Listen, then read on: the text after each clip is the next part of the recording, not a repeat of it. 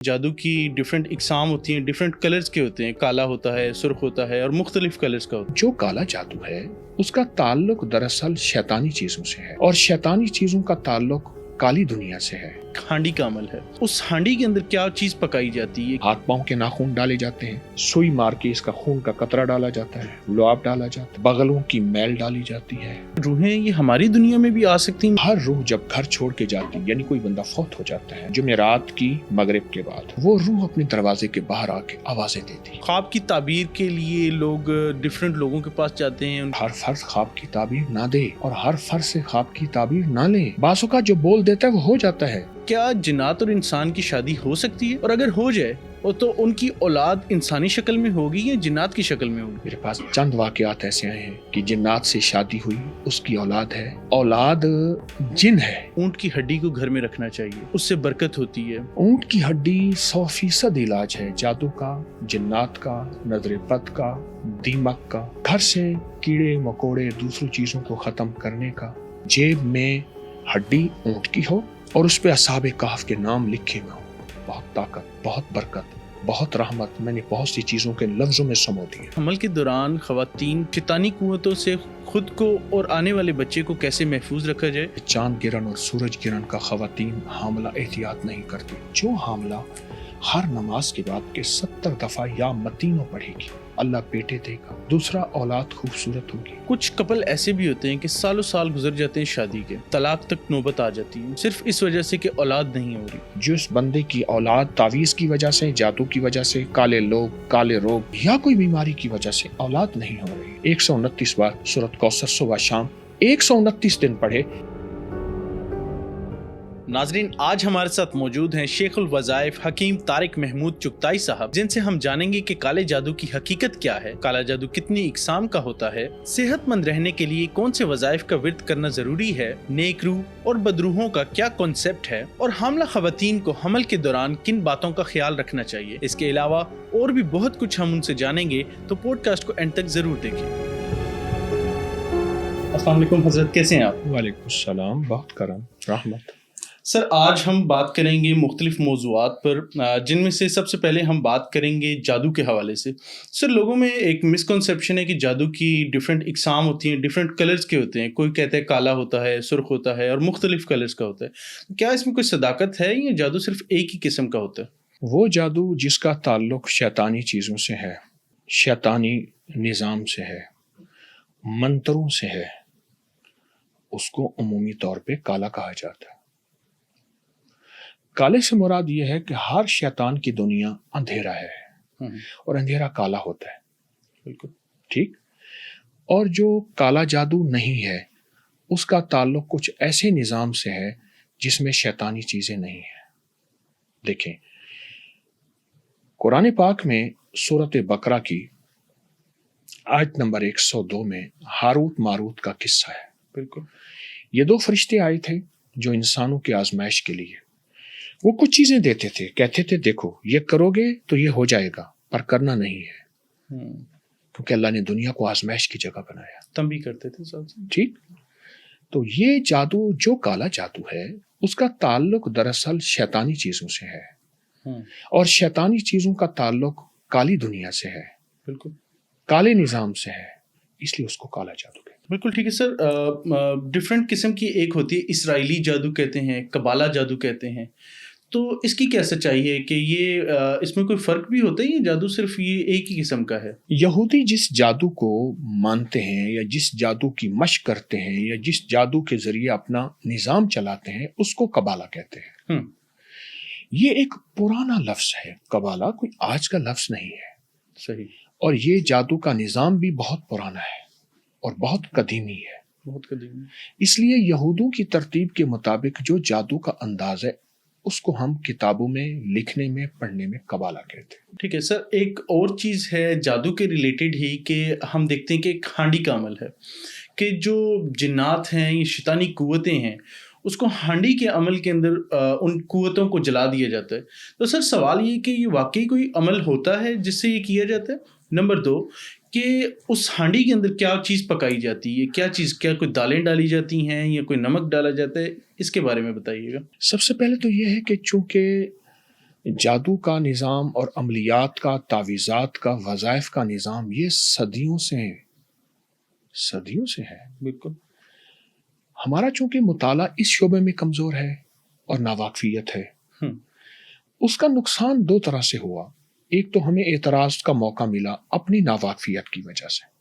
بالکل. دوسرا یہ ہے کہ وہی عملیات کی دنیا ایسے لوگوں کے ہاتھ میں آئی جو خود ناواقف تھے. اب دونوں طرف سے ناواقفیت چل رہی ہے. ہم ناواقف ہیں، ہم نے اس شعبے کو پڑھا نہیں. یعنی کوئی بندہ ڈسپرین پیناڈول کے اوپر ڈسکس نہیں کرے گا، ہر بندہ جادو پہ ڈسکس کرنے بیٹھ جائے گا اور بہت دوروں گھنٹوں دھواں دھار کرے گا. بالکل. اور اس کی سارے وجود اس میں ناواقفیت ہوگی اس کی. ٹھیک. بالکل ٹھیک ہے سر. اب یہ جو ہانڈی کا عمل ہے یہ صدیوں سے پرانا عمل ہے. اس سے جادو ٹوٹتا بھی ہے، اس سے ہوتا بھی ہے. اچھا، ہوتا بھی ہے. ہاں. اور اس میں مختلف عمل ہیں. ہاتھ پاؤں کے ناخن ڈالے جاتے ہیں، بعضوں کا چھوٹی انگلی کے ناخن اس کو سوئی مار کے اس کا خون کا قطرہ ڈالا جاتا ہے، لعاب ڈالا جاتا ہے، بغلوں کی میل ڈالی جاتی ہے، رانوں کی میل ڈالی جاتی ہے. اب یہ بندہ کہتے ہیں یہ کہاں لکھا ہوا ہے؟ جہاں لکھا ہے ہم پڑھتے نہیں ہیں. ہمارے ہاتھ میں ہے منا موبائل. ٹھیک ہے. جو روحانیت کی پراسرار دنیا کی صدیوں پرانی کتابیں ہیں، جیسے ابن عربی جیسی ہستیاں جنہوں نے چاند اور مریخ کے اوپر جا کے وہ نشان لگائے تھے، آج کے سائنس اس کو کہتی ہے کہ بالکل ٹھیک کیا. ایکوریٹ.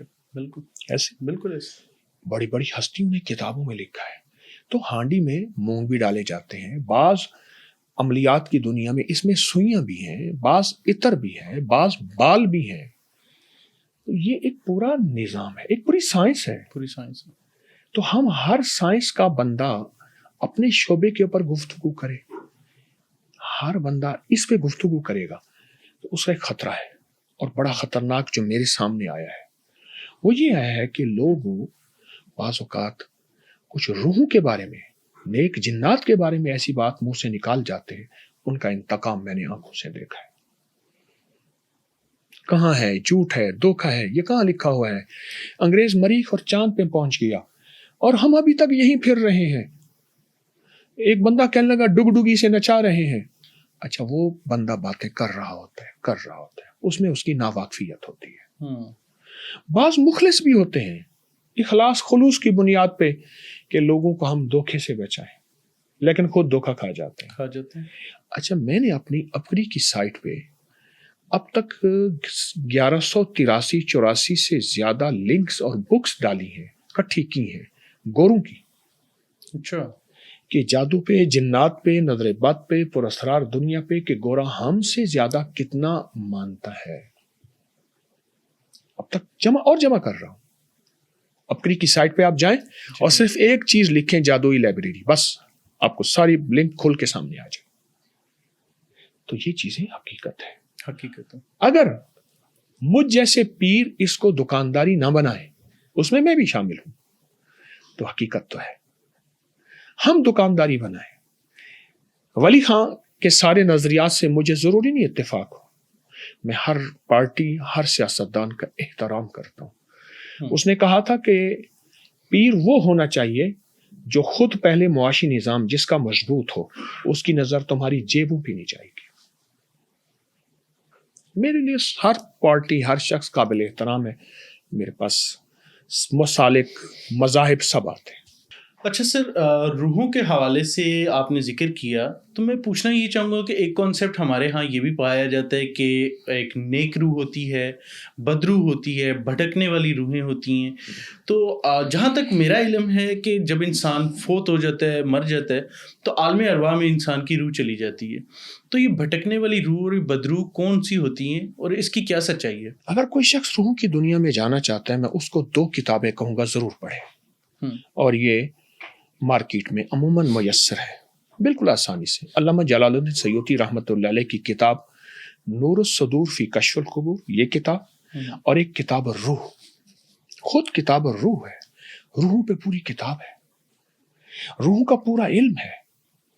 اور شیخ ابولیث سمرقندی رحمۃ اللہ علیہ کی کتاب بھی اس کے اوپر ہے. روحوں کا پورا نظام ہے. کون سی روحیں؟ نوری ہیں, کون سی بد روحیں ہیں, کون سی روحوں کا نظام ہمارے معاشرے کے ساتھ نہیں, ہمارے گھروں کے ساتھ ہے, ہماری زندگیوں کے ساتھ ہے. اچھا. اور اب کی سائنس تو ہمارا جو گورا ہے اس نے تو روحوں کی, کہتے ہیں نا, بال کی کھال اتار دی ہے. اتنا روحوں کے اندر وہ بندہ گہرا گیا ہے. تو روح کا نظام ہے, روحوں کا جہان ہے, روحوں کی دنیا ہے, اور اس میں بے شمار کتابیں ہیں, بہت زیادہ. تو سر یہ جو روحیں یہ ہماری دنیا میں بھی آ سکتی ہیں؟ مثال ہے کہ جس طرح عالم ارواح کا میں نے کہا اور آپ بھی ذکر کریں کہ روحوں کی ایک اپنی دنیا ہے, تو کیا یہ ہماری دنیا میں ہمارے جس طرح سے ہماری ڈیلی روٹین ہے یہ ہمارے بیچ میں موجود ہوتی ہیں؟ 100%. اچھا. علامہ جلال الدین سیوطی رحمۃ اللہ علیہ نے ایک حدیث لکھی ہے, میں آپ کو ایک حدیث سناتا ہوں. جی جی. فرمایا ہر روح جب گھر چھوڑ کے جاتی, یعنی کوئی بندہ فوت ہو جاتا ہے, تو ہر شب جمعہ پہ, جمعرات کی مغرب کے بعد ہر شب جمعہ پہ وہ روح اپنے دروازے کے باہر آ کے آوازیں دیتی ہے. ابو ہریرہ رضی اللہ تعالیٰ عنہ اس روایت کے راوی ہیں, فرماتے ہیں حضور بھی روئے, ہم بھی روئے, اہل مسجد سب روئے اس بات پہ کہ آوازیں دیتی ہے. میں اس گھر میں رہتی تھی, میں نے اس گھر کے تنکے کو بنایا, گھر میں احسانات اور اپنا تعلق جتاتی ہے حتیٰ کہ طلوع فجر سے پہلے سحری کے وقت تک وہ روح رہتی ہے اور تھکی ہاری پھر واپس جاتی ہے. قبرستان والے اس کا انتظار کرتے ہیں. روح گئی تھی, ہر روح ایک دوسری روح کا انتظار کرتی ہے. اچھا. کچھ لے آئی, کہا نہیں, گھر والے خواب غفلت سے سو رہے تھے اور ہمیں کچھ نہیں دیا. آپ حیران ہوں گے, روحوں کا جہان تو ایسا ہے. ایک اللہ والے تھے, وہ بہت پڑھ کے اپنی والدہ کو ہدیہ کرتے تھے, قرآن, درود پاک, کلمہ, اعمال. حتیٰ کہ خواب میں والدہ آئی, کہنے لگی بیٹا میرے پاس پڑھتا ہوا نہ آیا کر, تو نور کے حالے میں ہوتا ہے, میں تجھے دیکھ نہیں سکتی, آ کے بیٹھا کر, میں تجھے دیکھا کروں پھر پڑھا کر. روحوں کا جہان ہے. خواب کی تعبیر کے لیے لوگ ڈفرینٹ لوگوں کے پاس جاتے ہیں ان کی تعبیر پوچھنے کے لیے, تو اس کی کیا حقیقت ہے؟ کسی کے پاس جانا چاہیے تعبیر پوچھنے کے لیے یا اپنے تک ہی خواب کو محدود رکھنا چاہیے؟ ایک ہے خواب, ایک ہے خیال. ہر خواب نہیں ہوتا. اچھا. کچھ خواب خیال بھی ہوتے ہیں, کچھ ہمارے کھانے کے بخارات, تبخیر, چیزوں کا اثر بھی ہوتا ہے. اوکے. یہ معبر جسے کہتے ہیں خوابوں کی تعبیر دینے والا, اور ہر فرد خواب کی تعبیر نہ دے اور ہر فرد سے خواب کی تعبیر نہ لیں.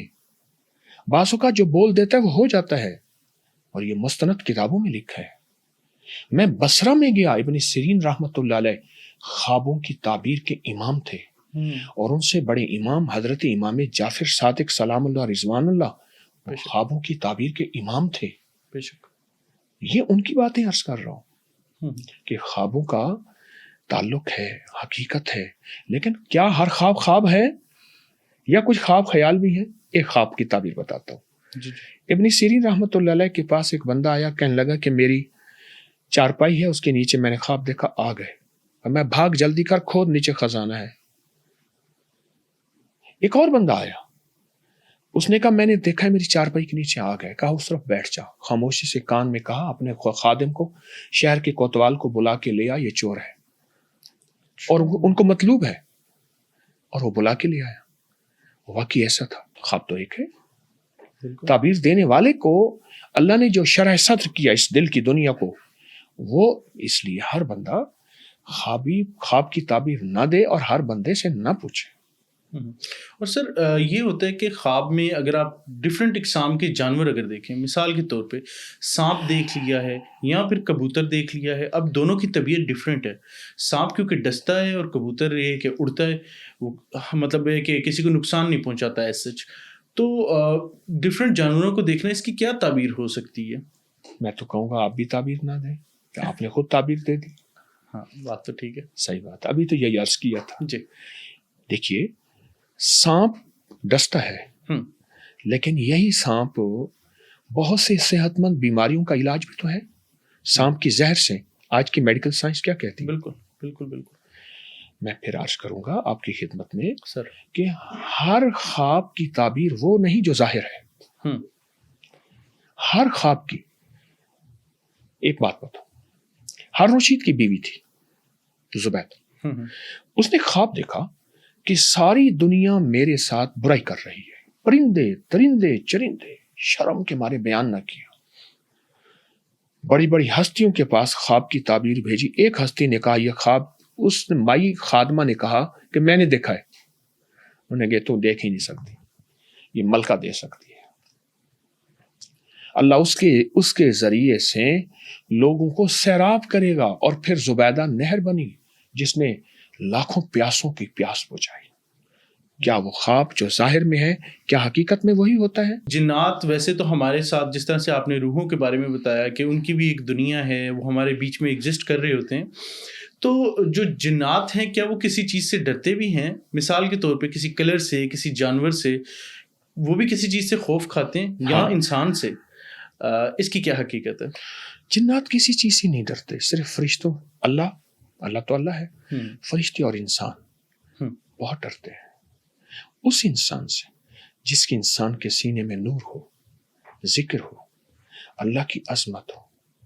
दरअसल जिन्नात अल्लाह की अजमत से डरते हैं। आप सारी आयतल कुर्सी हम पढ़ते हैं, फला जगह मुझे डर लगा, मैंने आयतल कुर्सी पढ़ी, अपने ऊपर दम की, हिसार किया और मैं आयतल कुर्सी से ठीक हो गया। सारी आयतल कुर्सी में ना जादू का तस्करा है, ना जिन्नात का तस्करा है। सारी आयतल कुर्सी में अल्लाह की अजमत है। अल्लाह ला इलाहा से लेकर वहुवल अलीयुल अज़ीम तक अल्लाह की अजमत, अल्लाह का ताल्लुक, अल्लाह की किब्रियाई, अल्लाह की बड़ाई। तो अल्लाह की बड़ाई जिस दिल में है, जिन बोलों में है, जिन लफ्जों में है, अल्लाह की बड़ाई, अल्लाह के यहाँ उसकी बड़ी कीमत है और जिन्नात उससे डरते हैं। मैं एक छोटा सा वाकया सुना। बिल्कुल। मैं रात को अपने हजरत के साथ, ख्वाजा सैयद अब्दुल्ला हजवी रहमतुल्लाह अलैह, 1991 में उनका विसाल है, मैं कब्रिस्तान से गुजर रहा था। तो हजरत ने फरमाया जिन्नात देखने हैं? मैं कहा दिखा दे। आपने ऐसे ना विक्टी का निशान बनाया, ऐसे करके कहने लगे देख इसके अंदर। मैंने देखा कब्रिस्तान में बच्चे छोटे बड़े सारे जिन्नात हैं। दो बच्चे कहने लगे इस बाबे को छेड़े, इस बंदे के साथ, मेरे शेख को और मुझे। हाँ छेड़े, ऐसे काम का। तो बच्चे ऐसे छेड़ने के लिए आए ना, बाबा एक बैठा था दूर, उन्होंने कहा ओ बच्चों ख्याल करना मेरे हजरत की तरफ, मेरी तरफ नहीं, इशारा करके कहने लगे हिजबुल बहर के आमिल हैं, फना कर देंगे, राख कर देंगे। ओ बच्चा जो भागा एक इधर एक इधर। हिजबुल बहर अल्लाह के नाम की ताकत का एक वजीफा है। तो जिन्नात तो अल्लाह के नाम की ताकत से डरते हैं। बिल्कुल। और एक और जो आवाम के लिहाज से मैं ये पूछना चाह रहा हूँ सवाल के, जैसे आपने अर्ज़ किया कि बहुत सारे लोग बैठे होते हैं जिन्नात के ऊपर, जादू के ऊपर आजकल बहुत सी बातें होती हैं, तो उसके अंदर एक और हॉट टॉपिक है जो कि है कि जिन्नात और इंसान की शादी। ठीक है, अल्लाह ताला ने इंसानों और जिन्नात के बीच में एक पर्दा रखा हुआ है कि वो हम उनको देख नहीं सकते हैं, हम उनसे डायरेक्टली कम्युनिकेट नहीं कर सकते। एक आम बंदे की बात कर रहा हूँ। तो क्या जिन्नात और इंसान की शादी हो सकती है? और अगर हो जाए तो उनकी औलाद इंसानी शक्ल में होगी या जिन्नात की शक्ल में होगी? मुहद्दिसीन फ़ुक़हा ने सदियों पुरानी हमारी जो फ़िक़ह की, तफसीर की या रूहानियत की किताबें हैं, इसमें दो राय आई हैं। एक राय यकसर इनकार, एक राय इकरार। मैं दोनों राय बयान करूंगा कि मुमकिन नहीं। एक राय यह है कि खुद वाक़यात मौजूद है और मेरे पास 7 वाक़यात हुए, लेकिन ज्यादा नहीं। मुझे 41 साल से ज्यादा हो गया है इस रूहानी दुनिया में तालिब इल्म। आज भी मैंने 84 से इस पे कदम रखा, 84 से 2024-25 मेरे पास चंद वाक़यात ऐसे आए हैं कि जिन्नात से शादी हुई, उसकी औलाद है और औलाद जिन है। कभी औलाद ये नहीं होती, इसमें भी मैं फिर कहूंगा इख्तलाफ है, लेकिन मेरे साथ कुछ वाक़यात हैं। मेरी जिंदगी इस शोबे में गुजरी है। बिल्कुल, मेरे को जिन ताबे नहीं है, ना मैं कोई पहुंची सरकार हूँ, आंखें बंद करता हूँ कहाँ पहुंच जाता हूँ, नहीं, मेरा ना कोई दावा है, मैं एक छोटा सा इंसान। लेकिन मेरे साथ वाक़यात ऐसे केस आए हैं मेरे पास कि अब उन रिश्तों का क्या करें, उस बीवी का क्या करें, उस निज़ाम का क्या करें। मेरे पास तो यहां तक केस आया कि हमारी बहन है शबनम, उसका नाम है, उसके रिश्ते का क्या करें। जिन्नात की शादियां, 2 राय मैंने आपके सामने पेश कर दी है, लेकिन जो मेरे मुशाहदे में बात आई है वो है, लेकिन बहुत कम केस है, बहुत कम केस है। आप किताब उठा के देखें, तफसीर, मुस्तनद सबूत, उन दोनों में ये बातें मौजूद हैं।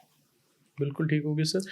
اسی حوالے سے ایک اور چیز ہے کہ اکثر لوگوں پہ جنات کے سائے ہو جاتے ہیں. جو ریزن بتائی جاتی ہے کہ کسی درخت کے نیچے بیٹھا، چلتے پانی میں پیشاب کر دیا، کوئی غلاظت کر دی، تو اس وجہ سے میرے اوپر سایہ ہو گیا. تو اگر تو کسی انسان سے یہ غلطی ہو جائے، کسی درخت میں یا کسی کھلے میں ایسا کام ہو جائے، تو نمبر ایک کہ وہ اس کے لیے پریکاشنز کیا لے سکتے ہیں ان ایڈوانس کہ میرے ساتھ کوئی ایسا واقعہ نہ ہو جائے. نمبر دو، اگر ہو گیا ہے تو پھر کیا کریں؟ کبھی نہ جنات ہماری غلطی ضروری نہیں کہ جنات ہماری غلطی سے آئیں. جیسے میں نے بچوں سے کہا، اب ہماری غلطی کہاں تھی؟ ہم قبرستان سے گزر رہے تھے تو بچوں نے چھیڑ چھاڑ شروع کر دی. تو وہ چھیڑ چھاڑ نہیں ہوتی،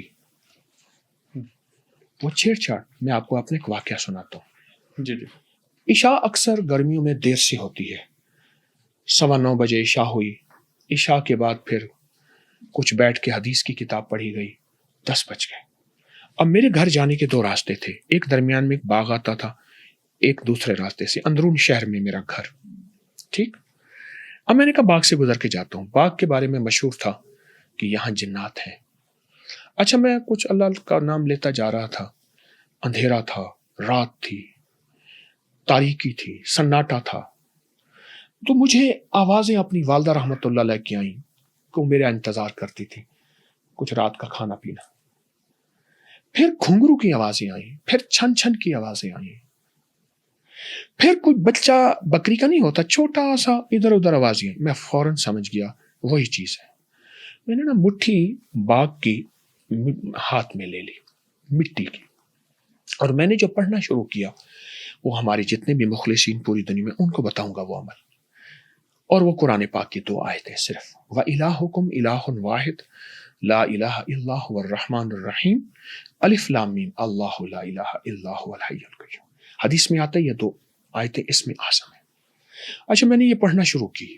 وہ آوازیں میرے قریب آنا، حتیٰ کہ ان کی سانسوں کی کیفیت میں نے اپنی محسوس کی کہ وہ چھن چھن ہے، عورت ہے، بچہ ہے، اور بکری کے بچے کی وغیرہ ملی جلی کیفیات. جب میں نے دیکھا نا کہ اب وہ ٹل نہیں رہی، میں نے وہ پڑھ جو رہا تھا ایسے پھونک مار کے میں نے پیچھے سے مٹھی پھینکی. اوہ، جو چیخیں تھی جیسے کوئی بم گرتا ہے. اب اس میں میرا کمال نہیں، آیت مبارک کا کمال ہے.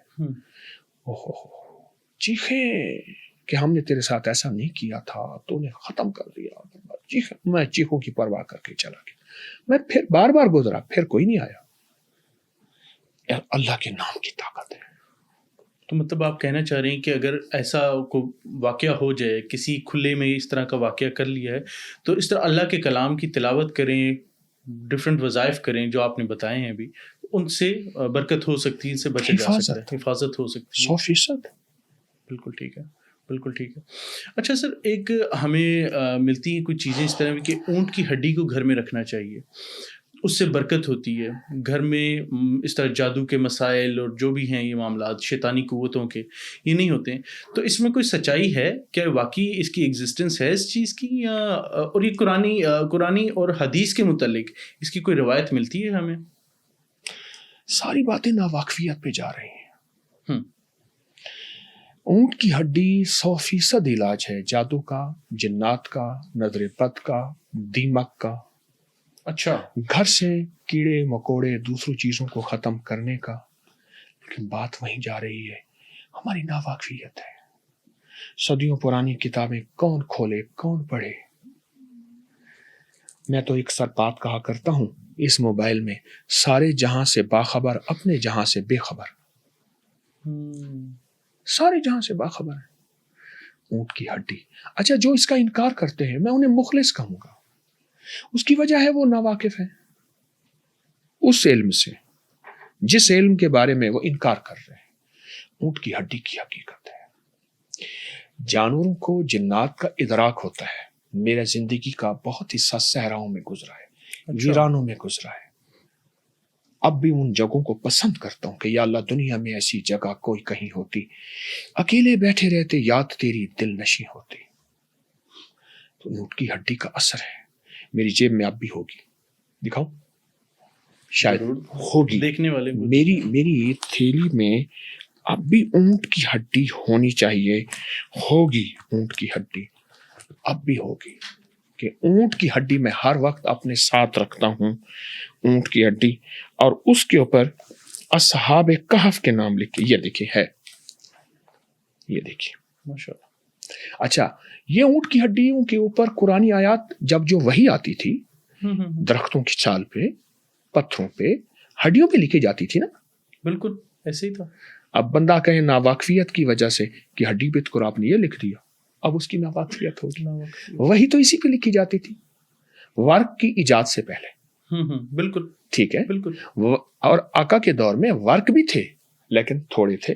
وہی تو اسی پہ. یہ دیکھیں، یہ اونٹ کی، یہ پسلی کی ہڈی ہے، یہ اونٹ کی ہڈی ہے، میری جیب میں ہے. تو ناواقفیت کی بنیاد پہ بعض چیزوں اور سچی چیزوں کا ہم انکار کر دیتے ہیں. بالکل ٹھیک ہے سر. اس کے اندر آپ نے ایک ذکر کیا کہ اصحاب کہف کے نام کی، اس کی کیا فضیلت ہے؟ قرآن پاک میں پوری صورت ہے. بالکل. اور میں نے اصحاب کہف کو تلاش کیا ہے.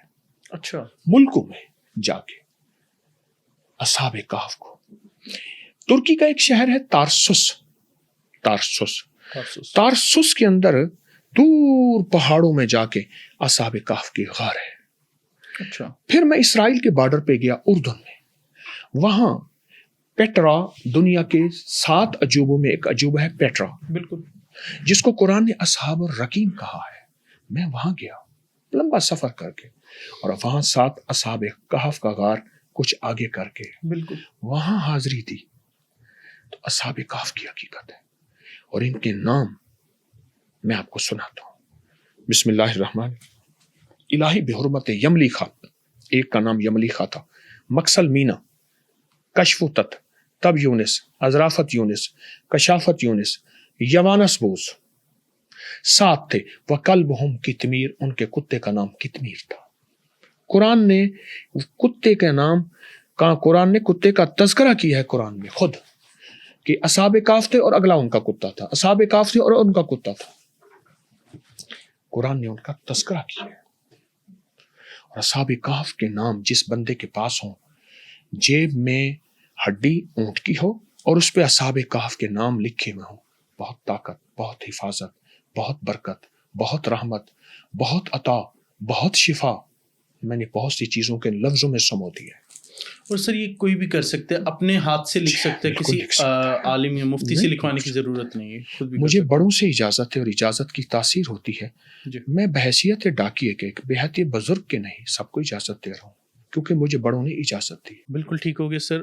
اب کچھ سوال ہیں جو کہ حکمت کے متعلق ہیں، آپ سے ضرور پوچھنا چاہوں گا، اور اس کے اندر روحانیت کا بھی ایک آپ سمجھ لیں کہ اپنا روحانی جواب بھی دے سکتے ہیں.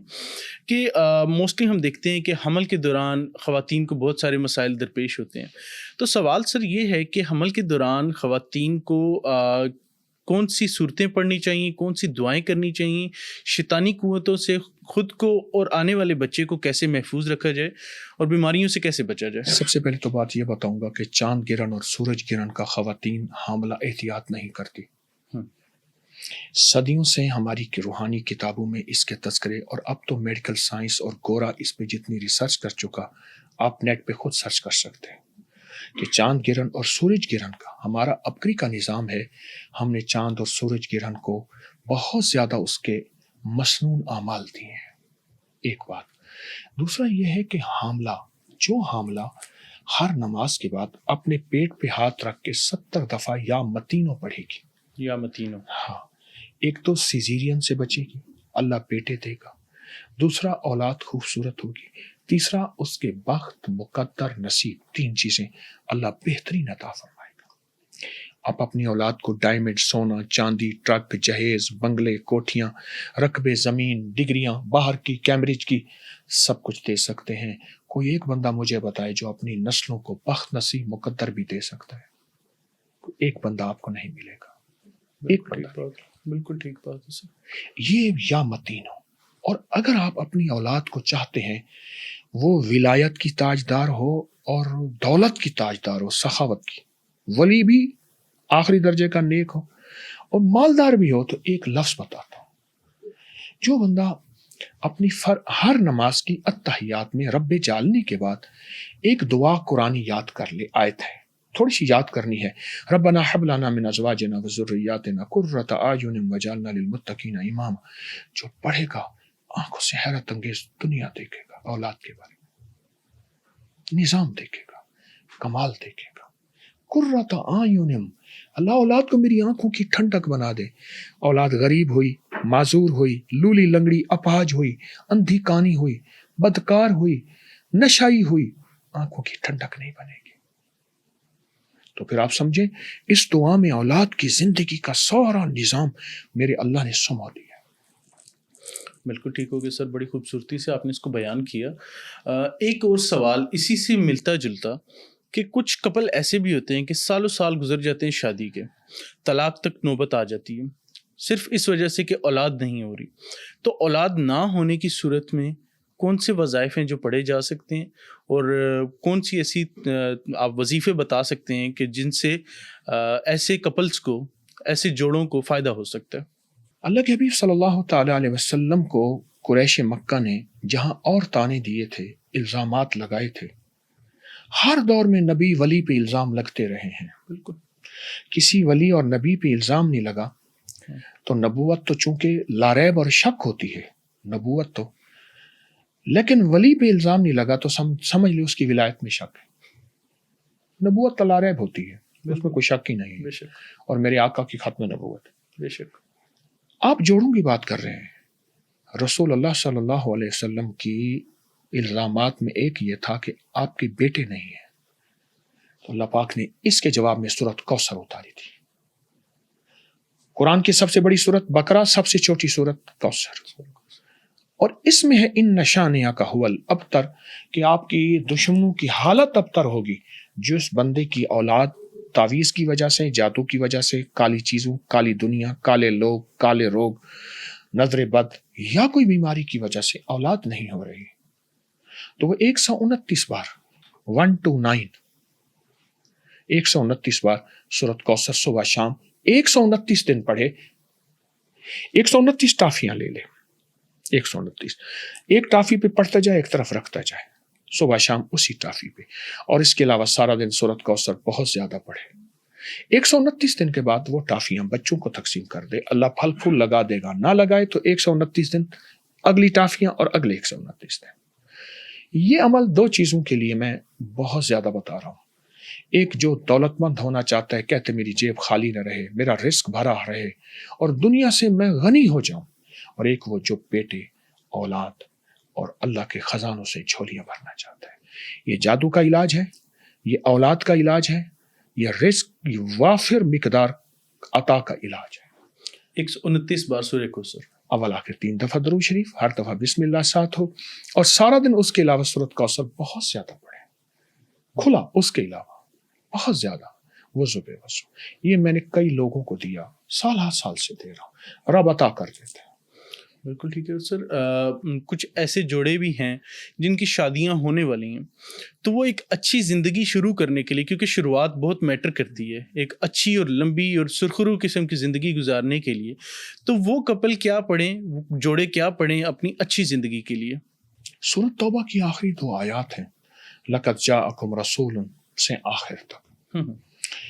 یہ گھروں کی محبت، آپس میں الفت، لطف و کرم، چین، راحت اور مودت کے لیے بہت لاجواب چیز ہے. صدیوں سے آزمودہ اولیاء، صالحین، آل رسول، اصحاب رسول کی. اس کو 40 بار صبح شام پڑھیں، ہر دفعہ بسم اللہ، اواخر 3 دفعہ درود شریف. بہت کمال چیز ہے. سورۃ توبہ کی آخری دعا ہے. اس کا میں ایک آپ کو تعویذ بتاتا ہوں. جی. آپ نے سورۃ توبہ کی آخری 2 آیات کو زعفران سے یا زردے کے رنگ سے کسی قلم سے اس کو لکھیں، پھر اس کے جدا جدا حرف لکھیں. مثلا لقد جاکم، لام علیحدہ، کاف علیحدہ، دال، لقد جاکم ایک کی کاغذ پہ لکھیں. یہ تعویذ لکھیں، اوپر بسم اللہ الرحمن الرحیم لکھیں، اس کو بوتل میں ڈالیں. یہ تعویذ پئیں، پانی بڑھاتے جائیں، کھانے میں، پینے میں، پکانے میں، کوکنگ میں، آٹا گوندنے میں. گھر میں پھر اس کی برکتیں، گھر میں اس کی رحمتیں، رزق کی وسعتیں، آپس میں محبت، پیار، الفت، اور اس کو پڑھیں. بالکل ٹھیک ہو گیا سر. ایک اور بڑی کامن چیز، بڑی کامن بیماری جو کہ ہم آس پاس لوگوں میں دیکھتے ہیں کہ آدھے سر کا درد، مائیگرین، اس کے لیے کیا وظائف ہو سکتے ہیں، کیا علاج ہو سکتا ہے، حکیمی علاج اور روحانی علاج کیا ہو سکتے ہیں؟ آدھے سر کے درد، جس کو درد شکی کا میگرین بھی کہتے ہیں، اس کے بارے میں میڈیکل سائنس کہتی ہے یہ سائنسدانوں کا مرض ہے، جذباتی لوگوں کا مرض ہے. اس میں اکثر قے بھی آتی ہے یا قے آنے کی کیفیت، جسے متلی ومٹ کہتے ہیں. ایک چھوٹا سا ٹوٹکا ہے بہت زبردست، اور ایک چھوٹا سا روحانی علاج ہے. ہماری ایک دوا ہے است خدوس 50 گرام، دھنیا خشک 100 گرام، چھوٹی الائچی 20 گرام اور مصری 250 گرام. بس اس کو باریک پیس لیں. 1 چمچ صبح دوپہر شام. یہ دماغ کی طاقت کے لیے بھی ٹوٹکا لاجواب ہے، نظر کے لیے بھی لاجواب ہے، اور جن کو درد سرد ہو اور بعض اوقات ایسا ہوتا ہے سورج نکلتا ہے تو ہوتا ہے سورج ڈوبتا ہے پھر سکون آ جاتا ہے، ان کے لیے بھی بہترین چیز ہے. اور ایک ٹوٹکا عرض کروں گا. قرآن پاک کا ایک لفظ ہے لے یعذبہم. میں پھر ادائیگی کروں گا تاکہ سننے والوں کو سہولت رہے. لے یعذبہم. آپ کو جہاں درد ہے نا، انگلی رکھ کے اس کو لکھیں، بس اپنے انداز سے. لے یعذبہم لکھ رہے ہیں، یہ درد دوڑے گا، ادھر آئے گا، پھر اس کو لکھیں، پھر بھاگے گا، بھاگ جائے گا. اچھا. اور یہ مستند کتابوں میں موجود ہے. لے یعذبہم لکھیں صرف. اچھا، یہ لفظ جہاں درد ہے، گھٹنے کا ہے، جوڑ کا ہے، سر کا ہے، آنکھ کا ہے، گردے کا ہے، پسلی، اس کو لکھیں. ہر حالت میں لکھ سکتے ہیں. لے یعذبہم. ایک صاحب تھے، ان کے بارے میں مشہور تھا، انگلی سے کچھ لکھتے ہیں، لوگ درد والے چیختے آتے ہیں، ہنستے جاتے ہیں، کسی کو یہ عمل نہیں دیتے تھے. بڑی مشکل سے ملا اور فیصلہ کیا کہ میں نے نہیں چھپانا، انسانیت کو عام کر دی. بالکل ٹھیک ہو گیا سر. شوگر ایک ایسا مرض جو کہ کیونکہ ہمارے آج کل کی ڈائٹس، ہمارے کھانے اس طرح کے ہیں کہ ڈائبٹیز بہت کامن ہو چکی ہے. شوگر اتنی عام ہو چکی ہے کہ ہر دوسرے سے تیسرے بندے کو یہ لازمی ہے یہ مسئلہ. تو اس کے بارے میں ایک تو مجھے یہ بتائیے گا کہ اگر کسی کو ہو جاتی ہے تو اس کو روحانی علاج، اور پھر سے وہی عرض کروں گا کہ حکیمی علاج اور روحانی علاج، اور نمبر 2 کہ اس سے بچا کیسے جا سکتے ہیں، اپنی ڈائٹ کو کیسا رکھیں کہ یہ بیماری ہمارے نزدیک آ ہی نہ سکے. حکیم سعید صاحب رحمۃ اللہ علیہ بہت اللہ والے تھے، ہم درد کے مالک، بڑے درویش تھے. فرماتے ہیں میں ایک جگہ معائنہ کر رہا تھا تو ایک یونیورسٹی کی VC آئی میرے پاس، وائس چانسلر. کہنے لگے حکیم صاحب یہ کس مرض کے مریض ہیں؟ کہا یہ سارے کھانے کے مریض ہیں، اور جو پہلے آئے تھے وہ بھی کھانے کے مریض ہیں، اور اس کے بعد جو آئیں گے وہ بھی کھانے کے مریض ہیں. حالانکہ کھانے کے اس بارے میں ہے لفظ کھانا یعنی ہاتھ. دنیا کا بہترین انسان ہے جو دسترخوان پہ ہاتھ مارے کنٹرول سے، اور اگر زیادہ کھا بھی لیے ایک وقت کا فاقہ کر لے. اچھا. اگر زیادہ کوئی لذیذ کھانا ہے کھا لیا تو ایک وقت کا فاقہ کر لے. ایک تو کھانے کے بارے میں. دوسرا جو مصنوعی غذائیں جو زندگی میں موجود ہیں، برگر، ٹھیک ہے، بوتل، بیکری اور بوائلر، یہ 4 بے. اور نان، یا اللہ یا نان نکال یا جان نکال. بالکل ٹھیک ہے. ہم اپنی غذاؤں کو فطری زندگی سے چھوڑ کے اب ہماری پوری دنیا فطرت کی طرف، آرگینک فطرت، نیچر کی طرف لوٹ رہی ہے. میں ایک ٹوٹکا بتاتا ہوں اس کا. جی. سوہانجنے کی گوند، کیکر کی گوند، سفید زیرہ، سرس تخم، سرس شری بھی کہتے ہیں، تخم سرس کے بیج، بس یہ 50 گرام لے لیں، کوٹ لیں. شوگر کا مریض 1 چمچ صبح شام لے لے. اس کو کمال چیز ہے، بہترین چیز ہے. بہت زیادہ اس کے آزمودہ تجربات ہیں. سوہانجنا، کیکر، سفید زیرہ اور سرس، تخم سرس. اور ایک چیز میں بھول گیا، معذرت ہے، اندر جاؤ شیری 50 گرام. یہ 5 چیزیں کوٹ لیں، بہت سستی. 1 چمچ صبح شام. اور اگر ڈاکٹری دوائی لے رہا ہے سنت سمجھ کے لیتا رہے، لیکن آہستہ آہستہ چھوٹ جائیں گے. پرہیز بھی، واک بھی، یہ علاج بھی. اور شوگر کا ایک وظیفہ بتاتا ہوں. سلام قولا من رب الرحیم. یہ سورۃ یاسین قرآن کا دل، اور یہ سورۃ یاسین کا دل ہے. جو بندہ ہر نماز کے بعد 11 بار پڑھ لے اور جب بھی شوگر کی کوئی کیفیت ہو، یہ دائیں طرف، یہ ہمارا لیور اور پینکریاس، ہمارا جگر ہے، یہ دائیں طرف، یہاں ہاتھ رکھ کے دن میں چند بار 11 دفعہ پڑھ لے اپنے پینکریاس، اپنے لبلبے کا، اس کو لبلبا کہتے ہیں، جس سے انسولین گرتی ہے میڈیکل سائنس، اور وہی انسولین لبلبے کے منہ بند ہو جاتے ہیں. میں دیسی زبان میں بات کر رہا ہوں، میں نے ساری عمر میڈیکل پڑھی ہے. وہ منہ بند ہو جاتا ہے چھلنی سے، تو پھر ہمیں مصنوعی انسولین لینی پڑتی ہے. بالکل. تو سلام قولا من رب الرحیم دن میں چند بار پڑھیں، کرم ہو جائے گا. بالکل ٹھیک ہو گیا سر. اس کے علاوہ لوگوں کے بلڈ پریشر، جوڑوں کے مسائل، پٹھے کھینچتے ہیں، اس کے لیے بھی کچھ عرض کر دیجیے گا کہ جس سے لوگوں کو فائدہ ہو سکے. جب بھی انسان اپنے سے اوپر کو دیکھے گا، ہمیشہ دکھی رہے گا، ساری دنیا کا شکوہ کرے گا، اور بعض اوقات گستاخ زبان سے رب کا شکوہ کر بیٹھے گا. اس کو یہ دیا، مجھے یہ نہیں دیا، اس کو یہ عطا کیا، مجھے یہ نہیں کیا، اس کو اتنا ملا، مجھے اتنا نہیں ملا. آقا نے فرمایا، اے ابو ذر، اپنے سے کم تر پہ نظر رکھ. یا اللہ، میرے پاس تو یہ ہے، اس کے پاس تو یہ نہیں ہے. میں نے ایک بندے کو دیکھا، ایک گردے کی خاطر ہاتھوں میں لاکھوں لیے پھر رہا تھا. کوئی مجھے ایک گردہ دے دے.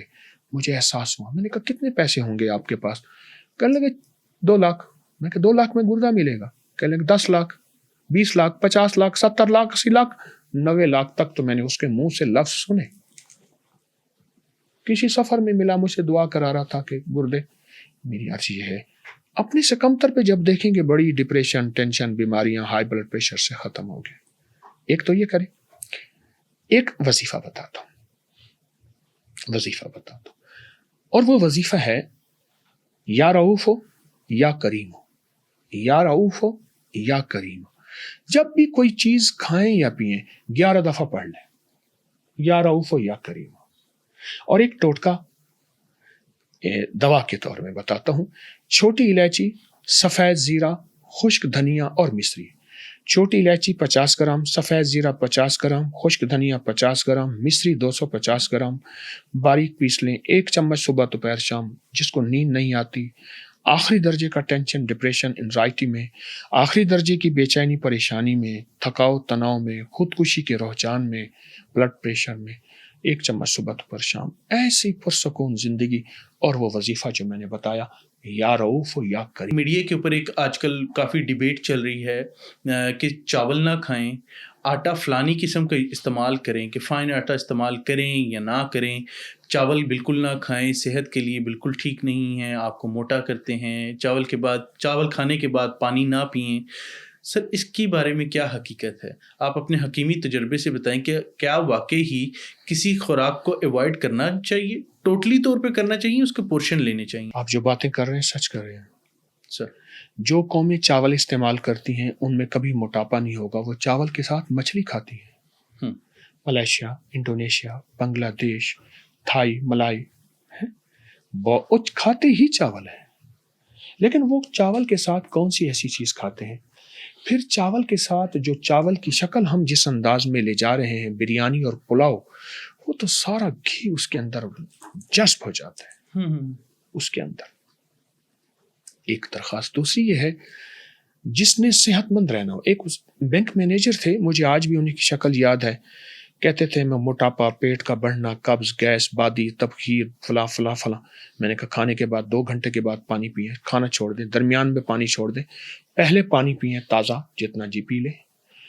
مجھے کہنے لگا 24 سال کا میرا مرض ختم ہو گیا، کھانے کے بعد پانی.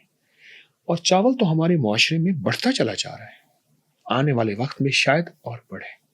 لیکن چاول جس معاشرے میں ہے اس معاشرے کو دیکھیں، اس معاشرے میں چاول کے ساتھ وہ کھاتے کیا ہیں.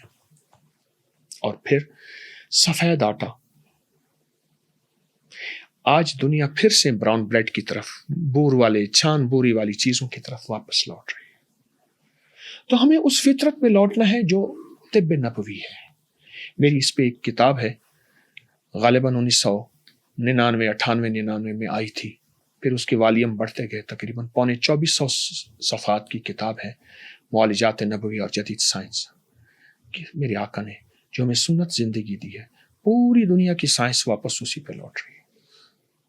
تو غذاؤں میں سادگی، چھان بورا، فائبر، सब्जियां कच्ची सस्ती, ये हमारी जिंदगी है। क्या ख्याल है? बेशक। अच्छा, फिर आप उम्र के एतबार से बहुत बेहतरीन नजर आएंगे, सेहतमंद नजर आएंगे। बिल्कुल सही फरमा रहे हैं सर आप। एक और बहुत कॉमन चीज़ है जो कि आम आवाम एक्सपीरियंस करती है, दांतों में दर्द, मसूड़ों में दर्द, मुंह से बदबू आना। सर क्योंकि ये बड़ी एम्बेरसमेंट होती है, आप किसी इंसान के पास बैठे और आपके मुंह से स्मेल आ रही है, बदबू आ रही है, तो अगला बंदा भी 1 मिनट के लिए पीछे हो जाता है, तो ये एक एम्बेरसमेंट होती है। इससे कैसे बचा जा सकता है? मुंह की बदबू की वजह 2 चीजें हैं। सबसे पहले मैदा। अच्छा। खाना है, नहीं खाना तो खाना है, खा के भी खाना है, फिर खाना है, आके भी खाना है, जाके भी खाना है, बैठ के भी खाना है, सो के भी खाना है तो फिर खाना है। ये खाने की पूरी कवाली है। मैदा, मैदे की वजह से। क्या ख्याल है, गटर जब भर जाता है बदबू देता है? बिल्कुल। तो हमारे अंदर तो अल्लाह ने कोई पर्दे रखे हुए हैं। दूसरा, मसूड़ों की वजह से। मैं एक टोटका बताता हूं, वो दोनों के लिए फायदेमंद है। लौंग, दारचीनी, काला नमक और नौशादर, बस 4 चीज। 50-50 ग्राम बारीक पीस लें। इतना जबरदस्त मंजन है, इतना कमाल मंजन है और इतना हाजमे की पक्की है। अच्छा। लौंग, दारचीनी, नौशादर ठीकरी और काला नमक बिल्कुल पाउडर बारीक पीस लें। दांतों में लेके आखिर तक लगाएं, अंदर बाहर। ठीक है। और उसके बाद कुली कर लें। यही चुटकी लगा के छोड़ दें। अच्छा। यही हाजमा भी है, ये दांतों की स्केलिंग भी है, ये मसूड़ों का इलाज भी है, ये चमक भी है, ये दमक भी है। सही, मतलब ऑल इन वन। बहुत सस्ता टोटका। बिल्कुल ठीक हो गया सर। ये एक डेंटल सर्जन का राज है जी, जो उन्होंने मुझे दिया। अच्छा। मैं खुद रोजाना यही इस्तेमाल करता हूँ। अच्छा। मैं खुद रोजाना यही, उन्होंने मुझे दिया, तो मेरे राज मेरे कफन में नहीं जाने चाहिए। बिल्कुल। कोशिश है, दावा नहीं। जी बिल्कुल, जो कि अपने लिए फ़ायदा हुआ है, ज़रूरी है कि दूसरों को भी उस चीज़ का फ़ायदा पहुंचाया जाए। बिल्कुल ठीक हो गया सर। बच्चों पर नज़र बद का, बच्चों पर या बड़ों पर जो नज़र बद का इफ़ेक्ट होता है, तो नज़र बद से बचने के लिए क्या पढ़ा जा सकता है, क्या वज़ाइफ किए जा सकते हैं? मैं अपने बच्चों को जब भी देखता हूँ, अपनी सवारी को, घर को, मेरे मुंह से बेसाख्ता एक लफ्ज़ निकलता है, बिस्मिल्लाह माशा अल्लाह ला कुव्वता इल्ला बिल्लाह। और मेरे साथ मोहब्बत करने वाली दुनिया में चंद लोग मौजूद हैं, वो भी जब मुझे देखते हैं तो उनके बेसाख्ता मुंह से निकलता है बिस्मिल्लाह माशा अल्लाह ला कुव्वता इल्ला बिल्लाह। आप अगर नजर बद का शिकार है, शीशे के सामने सिर्फ 11 दफा खड़े होकर अपने आँख को देख के पढ़े, आप हैरान होंगे, आपकी शक्ल बदल जाएगी। बाज़ औक़ात, सब हर वक्त नहीं, आपकी शक्ल मुतग़य्यर हो जाएगी, बदल जाएगी, ड्रॉनी हो जाएगी। पढ़ते रहिए, आपको सेहत मिलेगी। नजर बद हक है, मेडिकल साइंस इस पे बहुत आगे निकल गई है, ईवल आई पे, नजर बद पे। अब तो वो ईवल आई के एक लॉकेट मिलते हैं, मैंने कुछ मुल्कों में देखे, अब तो हमारे मुल्क में भी उसका रिवाज है। मैं एक मुल्क में गया तो एक जगह खाना था, तो एक बूढ़ी अम्मा ने घोड़े का नाल लटकाया हुआ था। अच्छा। घोड़े का नाल जी। इस्तेमाल किया हुआ, लटकाया हुआ था। तो मैंने मेरे साथ ट्रांसलेटर था, उनकी जुबान तो और थी। मैंने कहा, ये आपने नजर बद की लटकाया? उसने ऐसे देखा, उसने कहा, इससे पूछी इसको कैसे पता है? मैंने कहा, मैं इसका तालिब इल्म हूं, इस शोबे का। हाँ, कह रहे नजर बद के लिए। मैंने कहा, अम्मा से कहें मैं आपको एक टोटका ना बताऊं नजर बद का। फिर मैंने ये बताया, कहा मुझे लिख दें। मैंने कहा, ये कुरान पाक के अल्फाज हैं, आप ये पढ़ें और आपकी नजर बद हिफाजत भी रहेगी, है तो टूट जाएगी। बिल्कुल ठीक हो गया sir. Thank you so much for your time. बहुत अच्छा लगा आपसे मिलके और बहुत चीज़ें सीखने के लिए भी मिली। तो नाजरीन, ये था आज का प्रोग्राम। हम उम्मीद करते हैं कि ये आपको पसंद आया होगा। अपने मेज़बान हसन ज़ेब को दीजिए इजाज़त। अल्लाह हाफ़िज़।